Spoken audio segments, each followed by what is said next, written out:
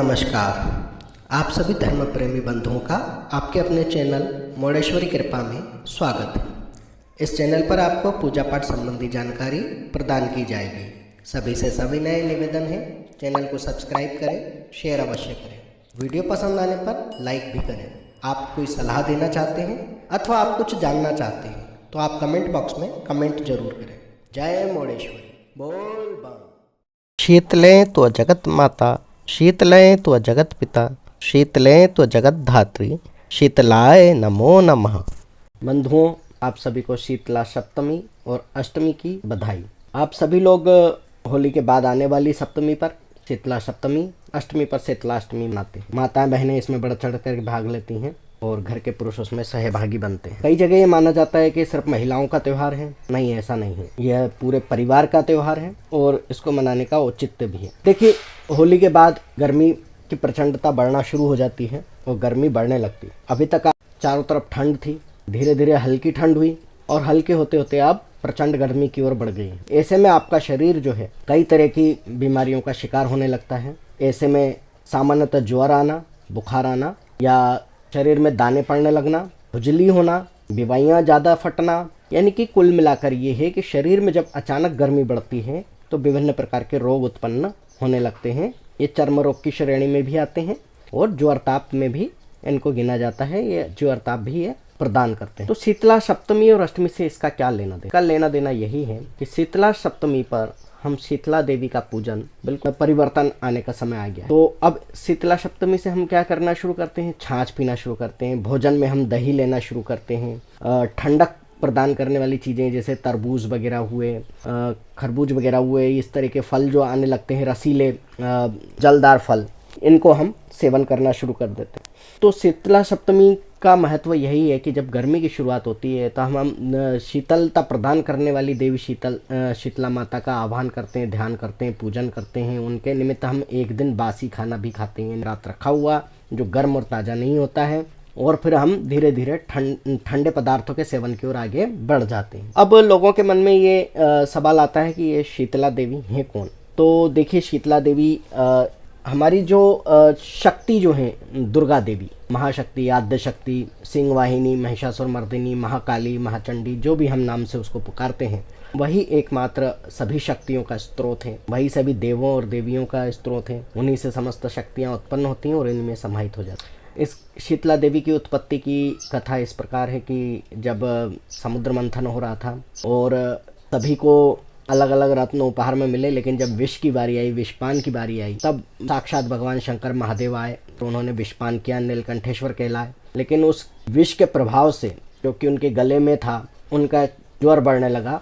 विष नीचे की ओर न उतरे, शरीर में, पूरे शरीर में व्याप्त न हो, इसके लिए देवी पार्वती ने उनके कंठ को अपने हाथ से दबाया और उस विष को वहीं रोक दिया। अब चूंकि कंठ से विष जो था, उसकी प्रचंडता जो थी मस्तिष्क की ओर बढ़ी। ऐसे जो महादेव थे उनको पसीना हुआ, ताप हुआ, ताप में वृद्धि हुई, क्योंकि वे तो शीतल प्रदेश के निवासी हैं। और जब उनको ताप हुआ, ये सब कुछ हुआ, तो उस समय ब्रह्मा जी ने अपने कमंडल के गंगा जल से उनको शीतल करने का प्रयास किया। तब उस गंगा जल और उनके स्वेद यानी पसीने से कुछ बूंदें मिलकर के जमीन पर गिरी और कुछ बूंदें जो थी वो पार्वती जी के ऊपर जाकर गिरी थी गंगा जल की। तो उससे जो शिव के ज्वर से, गर्म पसीने से जो गंगा जल मिला, तो उसमें ज्वरासुर की उत्पत्ति हुई और देवी के ऊपर जब जल गिरा तो उससे एक कन्या की उत्पत्ति हुई जो शीतला थी। शीतला और ज्वरासुर दोनों एक साथ होते, इस तरह की कथा बताई जाती है। और यही देवी बाद में ज्वर नाशक, चर्म रोग नाशक आदि बातों के लिए पूजी जाती हैं। इनका वाहन गधर्व यानी गधा है और उसके ऊपर ये शूर्प और झाड़ू लेकर के बैठती हैं। इनको शीतलता, स्वच्छता सब पसंद है। इनकी गति अधिक तीव्र नहीं है, यानी कि शांतिपूर्वक सभी कार्य करने में विश्वास रखती हैं। इनका वाहन चूंकि गधा है, जो मंद गति का प्रतीक है। तो इस प्रकार इनकी उत्पत्ति की कथा है। देवी की आराधना, स्तुति करना चाहिए। शीतल जल से स्नान स्वयं करें, देवी को शीतल जल से स्नान कराएं। शीतल इनके सारे काम होते हैं।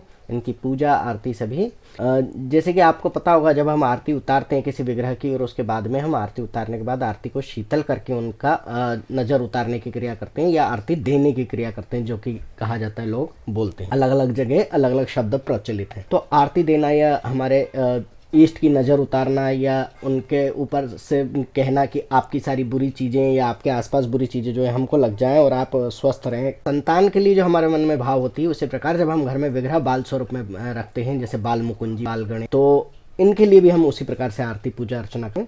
और उस आरती की आंच उनको न लगे, इसलिए हम उसको शीतल करते हैं, ठंडी ठंडी आरती उनको देते हैं।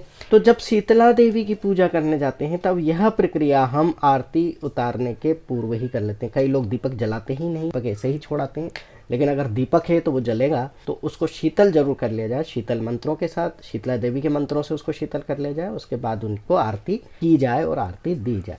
देवी को नारियल प्रसाद भोग आदि दिए जाते हैं। घर से आप पूजा कर सकते हैं, नज़दीक में कोई शीतला देवी का जो मंदिर हो वहाँ जा सकते हैं। वो नहीं है तो किसी बड़ या पीपल में भी आप पूजा कर सकते हैं। शीतला देवी का कोई मंदिर ना हो, पास में दुर्गा मंदिर हो, आप वहाँ भी जा सकते हैं। एक दिन पहले ही आप सभी इस प्रकार के भोजन बना लें कि जो अगले दिन खराब ना हो। आप दोनों समय उसको पेट भर के आप भोजन कर सकें। कुछ लोग इस तरीके से करते हैं कि जो शीतला देवी में दूसरे लोग प्रसाद चढ़ा करके जाते हैं, उसमें से कुछ ग्राह्य पदार्थ उठा करके लाते हैं और ग्रहण करने योग्य प्रसाद को ला करके ग्रहण करते हैं। तो आपके यहाँ जैसी प्रचलित हो उस तरीके से आप कर सकते हैं। सप्तमी और अष्टमी का विधान इस तरीके से है।